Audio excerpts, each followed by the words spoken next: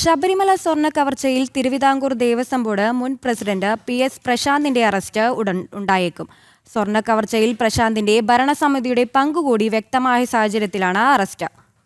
ഹൈക്കോടതിയെ അറിയിക്കാതെ സ്വർണ്ണപ്പാളികൾ കടത്തിയതിൽ പ്രശാന്തിന്റെ ഇടപെടൽ ദുരൂഹമെന്നാണ് അന്വേഷണ സംഘത്തിന്റെ നിഗമനം.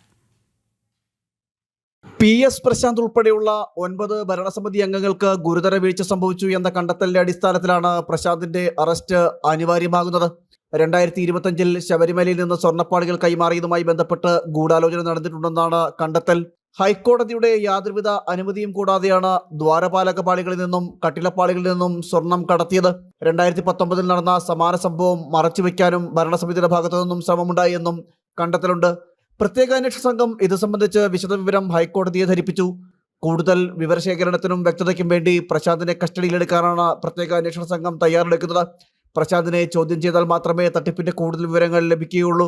സ്വർണ്ണപ്പാളികളിൽ സമഗ്രാന്വേഷണം വേണമെന്ന് നിലവിലെ ദേവസ്വം പ്രസിഡന്റ് K. ജയകുമാർ കൂടി നിലപാട് വ്യക്തമാക്കി. നേരത്തെ തന്നെ പ്രശാന്തിനെ ചോദ്യം ചെയ്യണമെന്ന ആവശ്യം ഉയർന്നതാണ്. എന്നാൽ രാഷ്ട്രീയ സ്വാധീനം ഉപയോഗിച്ച് പ്രശാന്ത് രക്ഷപ്പെടുകയായിരുന്നു. ജനം, തിരുവനന്തപുരം.